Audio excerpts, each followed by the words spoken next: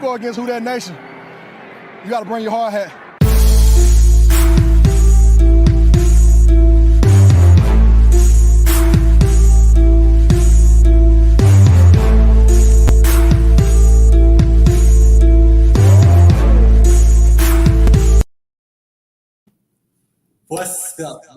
What's up, people? Happy Saturday and happy NFL season. The NFL season is here, and this is a collab episode of the Black and Gold Hour podcast. It's one of your favorite YouTube channels and Instagram channels with all the highlights, all the Saints news, all the Saints media that we like. We have Who Dat's Nation, ran by my boy Kadin. He's here with us today, and we're going to talk about the New Orleans Saints matchup against the Falcons. It's Falcons rivalry week. We know what this week means, and we know what the first week of the NFL season means to NFL fans. Man, I got to ask my boy Kadin, how you doing today, bro?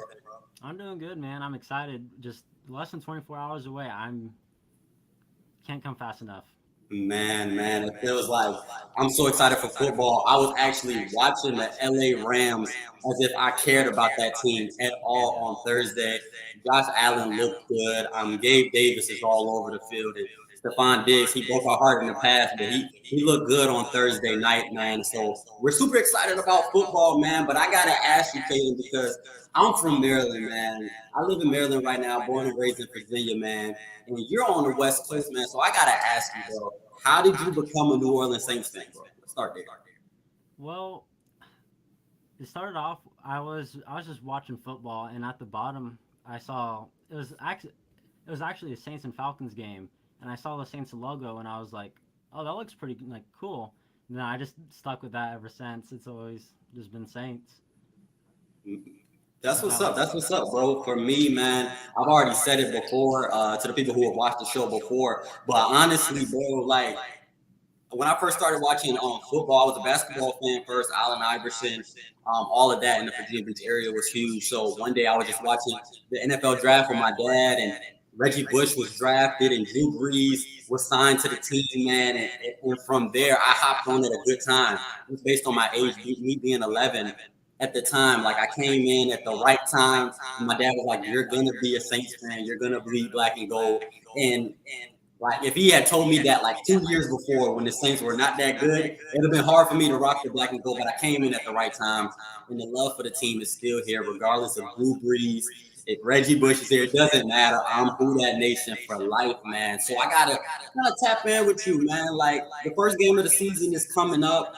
And the New Orleans Saints are not projected to be one of the top teams in the league. We don't know why. I don't get it, bro. Jameis was 5-2, bro. I gotta ask you your personal expectations for the team this season. I think this is a 11-12 win team. I think we haven't seen this team play before, so I'm going to stick with 11 and 12 wins. But I think if this team can play to the ceiling that we believe they can play, I think this team can win 13, 14 games at some point within like the next 2 seasons at least. Right. And I think like with this team this season, it's like at this point we've been through 5 years of like this team is so close. This team is almost here, bro. And like Jameis didn't hurt last season, kind of threw the season away, but the team was still right there if it wasn't for Matt Stafford interception and you know that game against the Falcons that we lost. We may have been talking about last season a little bit differently, but bro, I gotta ask you, like you're talking about 11 or 12 wins, and I think the New Orleans Saints can be a 13 or 14 win team as well, like you said, but the Saints have to win the games that they should win. Like tomorrow against the Falcons, we have to win those kind of games, regardless of it's a rivalry or not. The Saints have to capitalize. The Saints can't let Cordell Patterson and Kyle Pitts beat them, but we'll get to that later, man. And I'm gonna honestly say, in my opinion, I'm thinking about an 11 or 12 win team as well. You know, the Saints always typically lose some games that they're supposed to lose, and we can't hope for 100% attrition for the whole season. We know somebody's going to get hurt because that's just the game and that's how the game goes. But hopefully there's no one too. Everybody's valuable. There's somebody who's so impactful for the team's success. So hopefully that doesn't happen, man. But over the past 2 seasons, the New Orleans Saints offense, bro, hasn't hasn't looked too good. I mean, the wide receiver group hasn't been the best, bro. I want to ask you, what do you expect from this year's New Orleans Saints offense? I expect it to look like how it did 2017, 2018. Like you have the ability to go deep, but a lot of play action, a lot of run. I think the Saints are gonna incorporate Mark Ingram and Tony Jones into the offense a lot more now. They're not gonna have Kamara running up the middle every play. That's just dumb. You don't want to do that with a player like him. I think we're gonna see Thomas run a lot like deeper routes like digs, hooks, probably some go routes. Landry working the slot over the middle, and then Olave obviously covering, going over the top as the deep guy. Right, bro. And I was kind of like, I wasn't even watching. I'm not even gonna lie to y'all. I'm gonna keep it honest with y'all. That's what we do here to Black and Gold Out. I did not even watch the first quarter of the Miami Dolphins and Saints preseason game. I was going to get food, and I checked my phone. Like I just so happened to check Google, and it was like James Winston. This was going off in the first quarter, so I was like, let me check the highlights, and we saw everybody get a little bit of a piece of the action. We saw Alvin Kamara, Mark Ingram, Chris Olave, Jarvis Landry was able to make 2 critical receptions, and I think his addition is going to be huge. I think the New Orleans Saints, and even Marquez Callaway, he's now like a fourth option on his fourth or fifth option on the team, which is exactly where we want him to be lined up against second and third string cornerbacks. So Marquez Callaway will be able to do things as well that's going to be critical for the team. And then we also got Deontay Hardy. I'm super excited to see what he does this year, his final year on his rookie contract. And that's somebody I hope the Saints will sign back and not let go. But man, we got to talk about the other side of the ball, the defense, bro. Let's talk about it, man. Last week, Chauncey Gardner-Johnson was let go, bro. He was let go, and there was a lot of different opinions from Saints fans. Some Saints fans think he's a vital piece of the defense, and other Saints fans thinks that, like, hey, it's just part of the business, and the Saints defense is still going to be top 5. I got to ask you, in your opinion, we know what Chauncey Gardner-Johnson brings off the field, but let me ask you, is losing Chauncey Gardner-Johnson a significant impact from this defense? Losing him, yeah, it sucks a lot, but I think it was getting to a point where he was becoming a distraction to the team, and it's a team sport, not like a me sport. So when you have a player who's more worried about the money they're getting, that's a player you don't want around the team, and especially on the Saints. They don't like guys who do that. They let them go. So I think losing him sucks, but it's not like we're losing Marshawn Lattimore or we're losing a Michael Thomas or something like that. You know, Bradley Roby had just as good as a camp as Paulson Adebo, who was voted as like camp MVP. So I think Roby is going to fill in just fine. Tomorrow we're probably going to see Justin Evans in the nickel because Adebo is out, which I don't think is as big as a deal this week as much as it like could be like against Tampa Bay or the Rams. But I feel like if you have a player though like Chauncey who is demanding a certain amount of money and is becoming a distraction and toxic to a team that's trying to win a Super Bowl this season, next season, whenever it may be, then they're going to let him go. This is how it is. It's how the Saints run their team. Right, bro. Like, once you hear about locker room distractions, and we really didn't hear too much about it, but we know Chauncey Gardner-Johnson. We know he's a vocal guy. And even if he wasn't that vocal, the New Orleans Saints don't do any kind of, like you said, like locker room drama or anything like that. So once he, didn't get the offer that he wanted, especially as a nickel corner, it just wasn't happening. It definitely wasn't happening. I got to shout out my guys, Elite Goods and Little Vince Cut. Appreciate you commenting on the show. Thank you for checking in. I really appreciate that. But yeah, man, like Chauncey Gardner-Johnson, somebody who's very vital for the energy of the team. Yeah. But I do think the New Orleans Saints defense will still remain strong. I do think they'll have schemes in place. But the safety position is something that I'm worried about because Tyrann Mathieu, as well as Marcus May, they're new to the defense. And we hear all the time about how the New Orleans Saints and Dennis Allen's defense is very confusing. And we might have some lapses that can happen on the field, but hopefully it doesn't happen tomorrow. But I know it's going to be some growing pains with the defense. Marcus Williams is a vital asset to the Saints, bro. But we got to talk about the biggest player in Saints off-season news. I want to talk about Michael Thomas, bro. He's missed 2 years, man. We know what he did, 149 receptions. Cooper Kupp almost broke it. By the way, Cooper Kupp was balling on Thursday. It was Michael Thomas he gotta come back strong. The Cooper Kupp is coming for that reception record, bro. I gotta ask you about Michael Thomas. What do you expect from Michael Thomas this game and ultimately this season, bro? How you feel about it? I think he'll probably start off a little bit rusty as expected. He's probably gonna not look as sharp. His cuts might not be like as they were, but I think once we get to week 4 or week 5, he's gonna look like 100% healthy Mike. I think stat-wise, he's not gonna have 149 receptions, whether or not he wants to break that record again or not. I think we could probably expect him to see or get the production how he did in 2017, 2018. Still the number 1 guy, just not like breaking records every.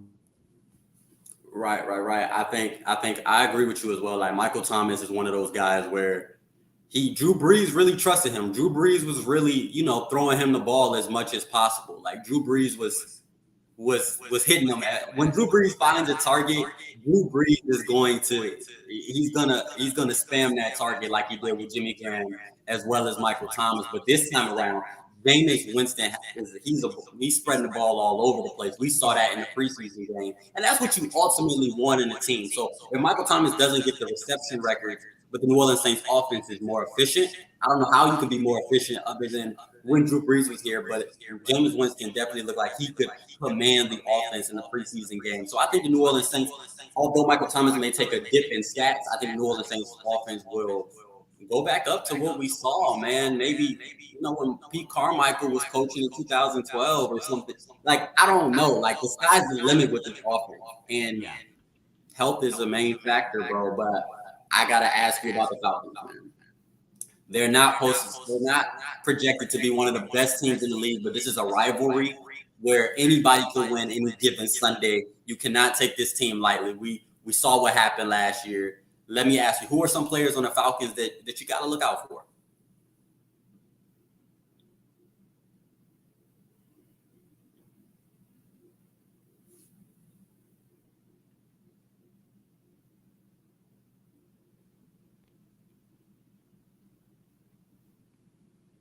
Yes. So who are some players on the Falcons that you got to look out for? Marcus Mariota, I think he's going to try and use his mobility to beat the Saints. I think Pete Warner is going to be a huge piece to stopping that. Cordell Patterson, obviously, he got the best of us last season. Hopefully we can contain him and keep him from having any big plays. Kyle Pitts, Tyrann Mathieu, or Marcus May, I think, are going to be on him. I don't think he's going to have as big as a game as he should, but anything can happen in these division games. And then Drake London's like their last, real weapon. He's a rookie. He's questionable. I think Lattimore or Roby, whoever's covering him, kind of keeps him quiet. We'll have to see, though. We haven't seen him play football in the NFL yet, so it's all up in the air. I think there isn't much on the Falcons' offense to really be worried about too much, but then again, anything can happen in the NFL. I mean, unknown guys make plays every season, so we'll just have to wait and see until it happens. Right, bro. And like with the Falcons, it's like they have great players. They have Deion Jones. He didn't have a great season last year. They got AJ Terrell at cornerback, bro. They got like Drake London. Drake London is a big receiver, but Marshawn Lattimore and the Saints defense usually does well with bigger kind of physical receivers. It's the speedy guys like Mike Evans, that cause them the most havoc, bro. And it could be one of those early trap games. I don't like that they do divisional games to start the year, but like it's something that we need to expect. And I think if the Saints can control Kyle Pitts, I think good things will happen for this team. I think if they can control Kyle Pitts, keep everything in front of them, then everything will be okay. But bro, I gotta ask you, as we get into the final kind of thought process before this game, bro, before we get into the final kind of process before this game, I gotta ask you, what's your score prediction, bro? I think it's going to be closer than a lot of people think it's going to be. I think the Saints probably win by like 2, maybe 3 possessions, maybe like 31-17 or 31-14, somewhere in that ballpark. Right. I'm thinking about. I think the Falcons. I think the Saints defense can limit most opponents to less than 21. Like, I'm very high on this defense this season. And I think they'll hold the Falcons to, like you said, 17. But I do think the Saints win this game with a score of 27-17. I think maybe the Falcons get like a late game field goal. But the New Orleans Saints hold it down in the second half, especially in the red zone. I think that's what happens today, man. But like we're excited to see it. We're excited to see what happens. We're excited to see like what the Saints do. We're excited to see what they do with this season. It's a new era. I gotta thank my boy Kadin for coming on. Thanks for coming on, bro. Thanks for having me, man. This was awesome. Man, he's been supporting Black and Gold Hour since the beginning, man. He has some of the best content. Tell him where we can find you, bro, on your socials. YouTube is Hoodats Nation, 2 T's. Same on Instagram, and then yeah, that's about it. Yeah, man. So we're locked in. He'll be back on the show. I'm gonna have him come back just so we can talk about the game, what happened, what we liked, and what we didn't like. Man, who that nation? We international, bro. We all over, bro. I got some friends in real. I got a new friend in Kadin that's on the West Coast, and you know I'm from Maryland. So we're gonna be locked in on tomorrow's action. We'll be back later this week to kind of talk about the game, talk about what's next, and then go from there. But thank you guys for watching the Black and Gold Hour podcast. For the Merv Speak segment, me and Kadin started the Saints content and Saints media, whatever you want to start, make sure that you go ahead and pursue that. Don't wait. Do it now. Thank you guys for watching. Peace.